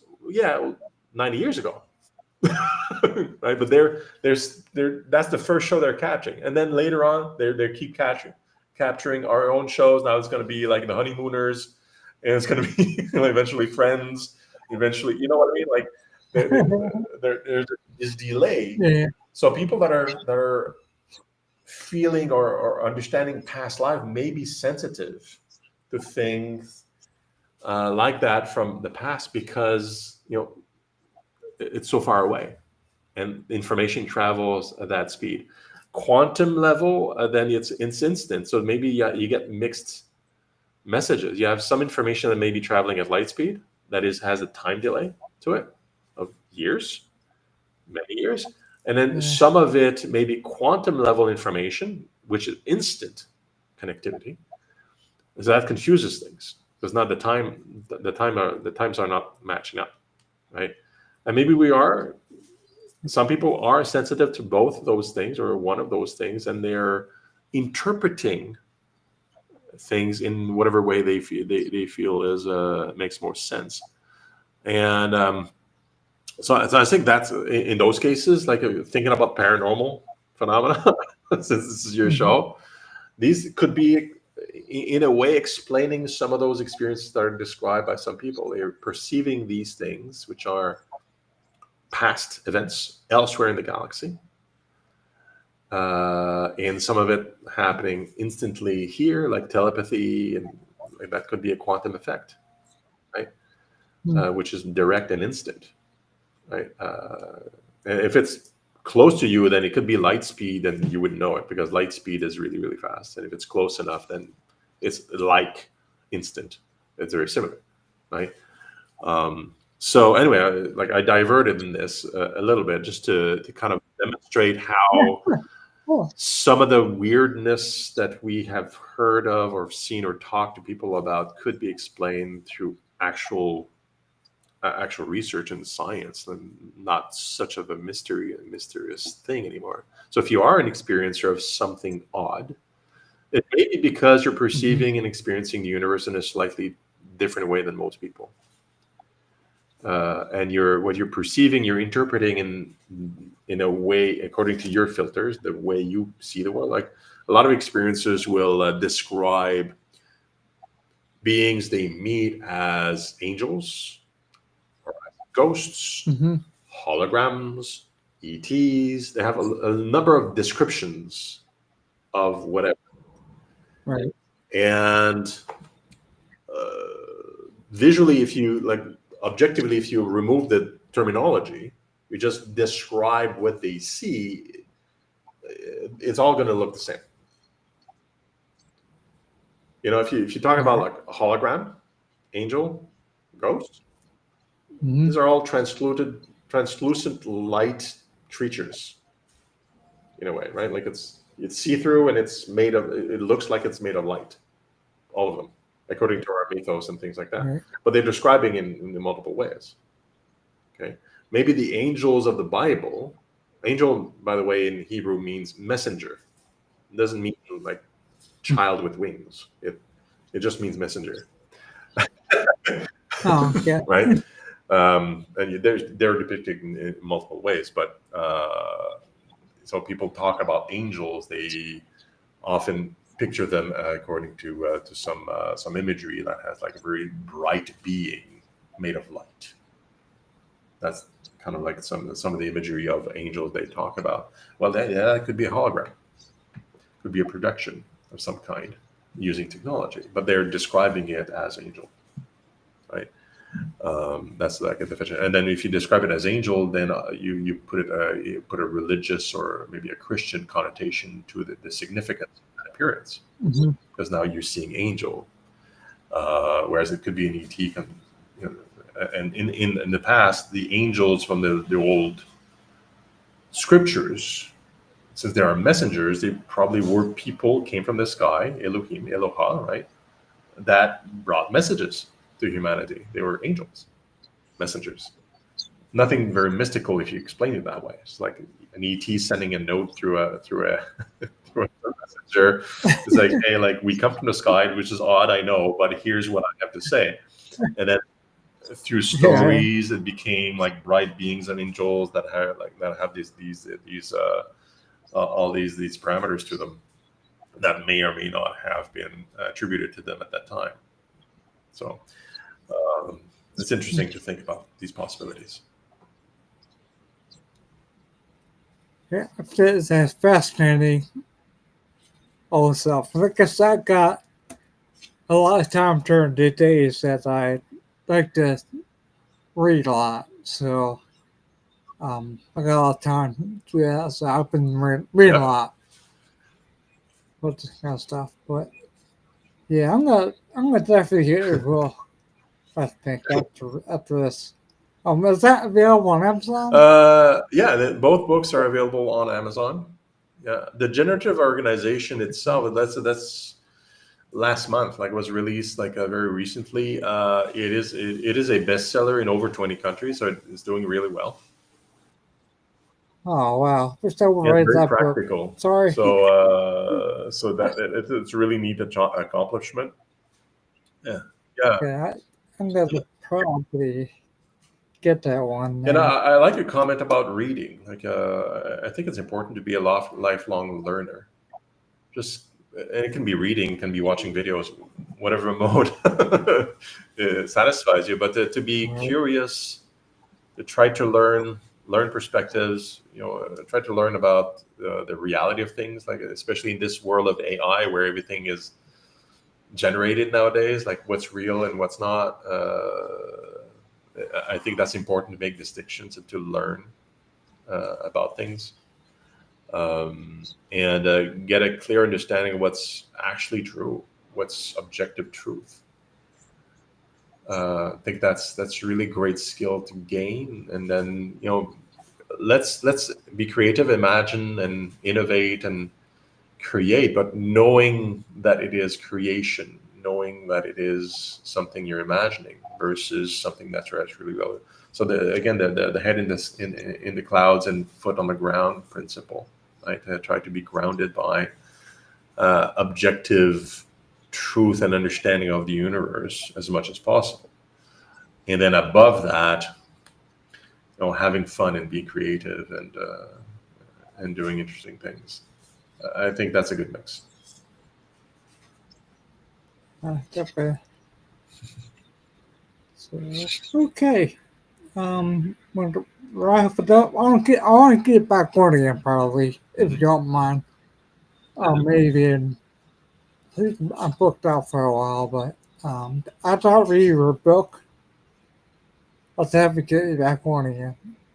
Cause I had a blast talking to you. You just my mind's like blown right now. So, Uh, so I like I this stuff at the time it was something else. I hope the listeners got out of it tonight, and I think you will. And yeah, so well, do you do you have any other questions? go ahead. Because I'm curious to know where do we go from here? um, like I said, I think like I said, with people being more open-minded, and like you me is to take a chance to read something. If they don't agree with it, fine. But if you don't read something that's more open-minded with it, then you're not gonna go anywhere. Like you said, gotta be more open to things in the world. Yeah, So if you ask that's how I feel doing it. Like I said, I'll get my hands like a book. Technology, I'll get my hands on too. I think it's So, I mean, let's make a point here, just on technology generally. I think this is the important one. Um, Technology should be an enabler, an augmenter, an empower of humanity. And it's not. This is not just because I'm being metaphysical or like psychological about this, and um, but we are surrounded by technology, and more so every day, right? And that's a good thing. mhm, Um, whether ultimately we win life, in a sense, is on how we use what we know, like the knowledge and the technology mhm, itself. So I can give you an example of that we all are familiar with, like the smartphones. And I admit, like I have my smartphone almost always with me, just like most people, right? I'm on there, like it's amazing entertainment, information, utilitarian. It's amazing. It's great. It's very very useful. But when we have our heads in our smartphone, I'm just using this as an example, then we're not experiencing real biological life around us so much because we're kind mhm, of like disconnected, and that is not necessarily beneficial. We know this is not very beneficial. So I think this is just using this as an example because it's everybody's familiar with this concept, or at least should be aware of the disconnection we have when we get too engrossed with our phones. And that can be true for just about anything. Like this is just using that as an example. Um, and I bring this up because of a fundamental fact. Our bodies, our biology, is designed to interact with our surroundings in all sorts of ways. And if it interact with our surrounding, if you let it being interactive with our surroundings, it is healthy. It's a healthy body. Okay, a healthy body is really important for anything that you want to do. Because you want to live well, you don't want to have a bunch of diseases. You want to live long. You want to live a happy life. You want to have good feelings, like just basic stuff. But that requires the body to be not focused on the phone or a specific technology or a specific thing, but mhm, being open and absorbing what's happening around you. Like there's the biochemical exchanges that need to happen. There's the quantum level interaction that we know exists, but we're figuring out what exactly is happening still. mhm, These are all healthy, natural things for a healthy body. So I think we have to be aware and conscious of the technology that we're using and using it for the right reasons in the right spots, not constantly being engrossed in it. So using the technology as an enabler of what is natural is the healthy way to go. It doesn't need to be constantly in front of our eyes. And this is Most technologies we're not like that with. Like your car is a technology, but you're not constantly in your car Right. driving around 24/7. You go in there for fun or for some kind of utility. That's the car is not a problem normally. Some people probably bring it to extreme. Of course, there's always extremes, but normally not. But the phone is, and some other technology like that is by design. Is our the phone makers want you to buy a new phone. The app makers want you to use the Yeah. apps. It's the addictiveness of it is designed into it for commercial reasons, and so we get captured and captivated in that process without our permission. In most cases, as we get into that. So I bring this up because it's not just the phone, but it's often through our phone these days. Technology is not the goal. Technology is a means to an end. It's a means to liberate our humanity, like I mentioned before. That means, like the example I gave was AI and robots are invisible. They're doing work while we're with each other, Mm-hmm. with our family, things that we value. The image of the future liberated humanity is not one where everybody is not working and constantly looking at their phone. That's not the dream. We can certainly see it because when we have free time, me included, we're on our freaking phones, most of us. Okay. Well, we. Because there's mechanisms that draw us there, and it's also useful for work. We do everything through our phones nowadays. So the future I'm seeing is that we don't have the phone. And why do I see this? Because there's a reason for it. Like I think when we redesign our economies with abundance, the capitalistic attention grabby, monetizing kind of mechanisms are going to be replaced by something more healthy, where those motivators kind of melt away. Imagine like every consumer has an abundance of the basics available for free, Mm. right? Or basically for free. They're not working for that anymore. So my motivation as an individual is to do things in my community with my family and things like that. I'm not working for a living anymore, so I have free time to kind of think about what do I want to do with my life, that kind of thing. The people that make phones and applications are like me. They're not working for a living and so on and so on, right? What is their motivation to make another social media app? All right. They're not a whole lot. Like their motivation may be to connect people for volunteering because it's useful for them so that they can help more people, that kind of thing. But it's not monetary anymore. It's not about how much market share am I grabbing. The discussion is different. So the products and services that we will roll out is not because I want to be rich. You can still be super capitalistic in the future world and, get a lot of reputation, become a celebrity, be super well known for all sorts of stuff, right? And accumulate goods and services and knowledge and materials if you want. You can still do that. Live in luxury, which is based off your own work. You can still do that. But people, the consumer and the builders, don't have the motivation to develop that dependency or tools of dependencies like the apps and the phone anymore. The economy is completely shifted. So I'm not seeing the focus on the app. And some people will because they want to.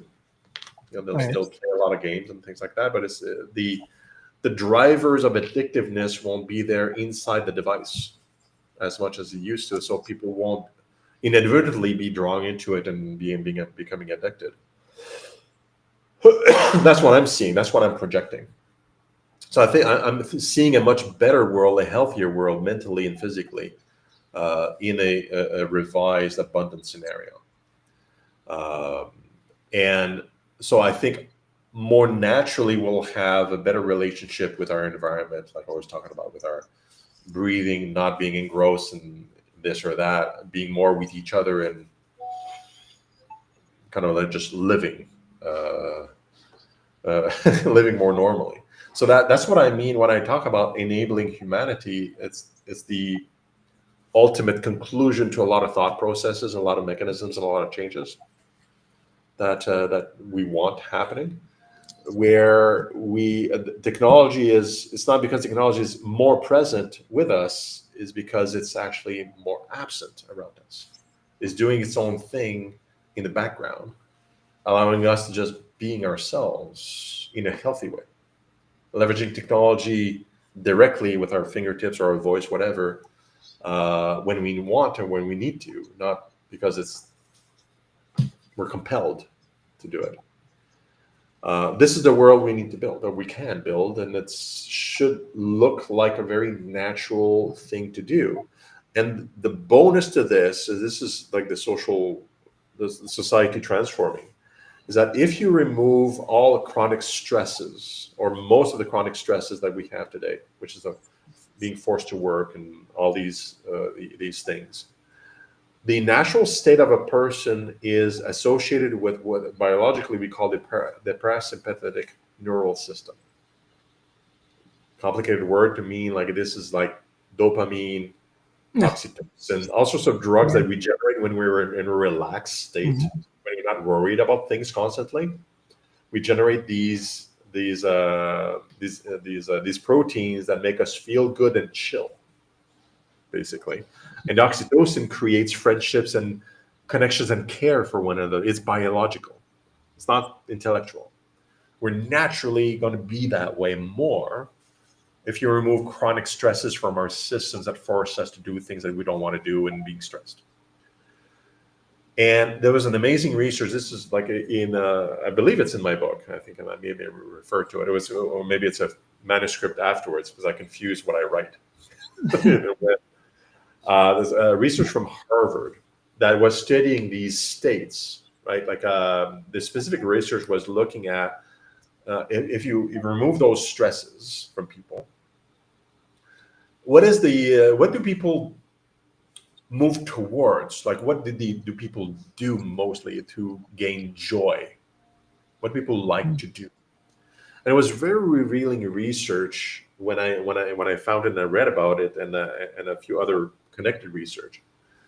Can you guess what is the highest pleasure of a person in general that is not under a chronic stress? Can you make a guess, Scott? No.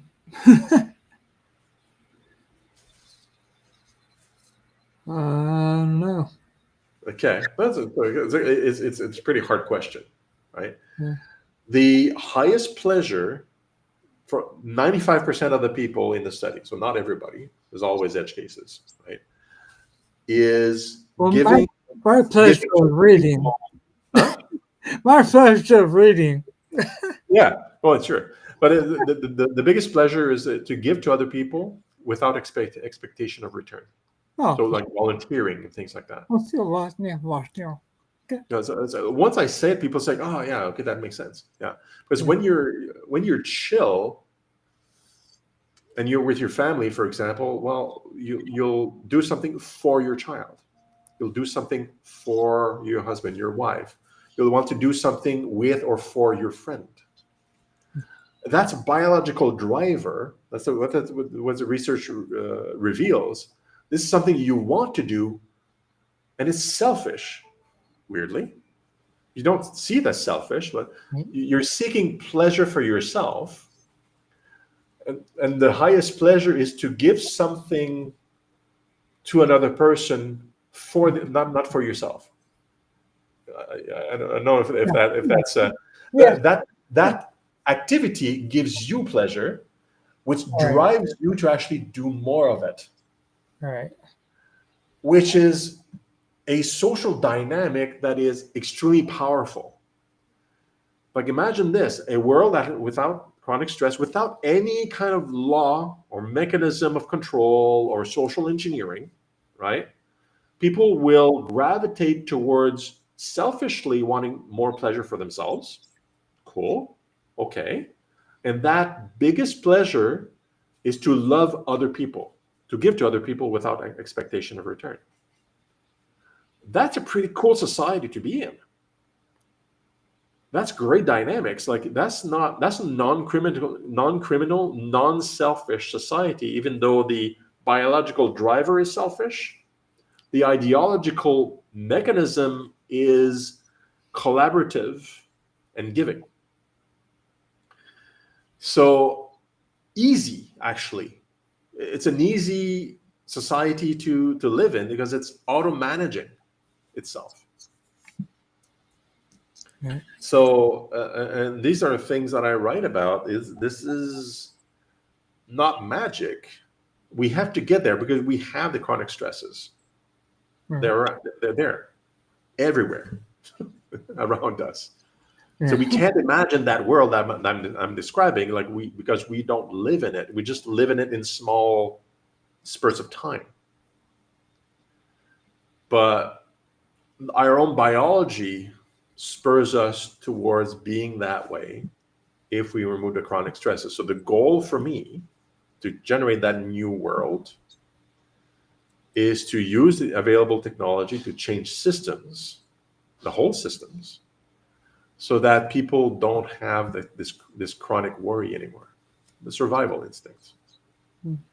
And automatically our society will transform itself into a giving, interactive, collaborative society because our own biology will drive us towards that naturally. And when I talk about this, people think that makes sense because we've all lived those moments where we were in that state. And we know this is true. So the future, this paradise I talk about, is not far off. It requires fundamental changes, but not a lot of work to maintain. It's going to be natural. So let's do that. It's kind of like paying it forward. Yeah. Anybody who's done any kind of volunteering or any kind of work like that for free, even though you don't have time, you know how rewarding it is. And most people have. And I imagine a world where everybody's technically volunteering because you don't need to work for a living. Right. Everybody's volunteering. Yeah, Not because people need you, but because you want to. Right. It's pleasurable. Okay? Yeah, and it's like some people can't afford to give donations, they can volunteer instead. So. Well, yeah, I think it also works with large groups of people, including nations and groups and cultures that you can agree to do something together. Yeah. So I think that's if there's anything I want to leave off with for this show, that's it. It's like we're building the new world, and that's what it could look like. And it's not once we have systems change, it's not hard to maintain something really wonderful because it's natural. So let's do it. I'm so excited. So that's my final message for the show there, Scott. Okay. That's where we that's the chair on the Sunday. Wait, I say if you don't mind. Oh yeah, such pleasure having you all night. Oh my god, I learned a lot, and I don't know. Oh, like woo! So, like I said, I think that listeners get a lot of this tonight, and I will put everything in my other information in my after show report, and it'll be on YouTube video. I should be on Spotify too. Okay. And other platforms too. I have like 7 or 8 different platforms I have. I think with iHeart too. I think so. So yeah. Spread the word, and let's get everybody involved. And people in the audience, if you feel the urge or the need to contact me, then the QR code is right there. It's easy. Let's do that. I'll be right way here. Yeah. I think backward. Right there, that's right. And let's get people involved in changing the world. That's what we're about. We gotta do it together. Yeah. Okay. I guess take care, my friend. Take care.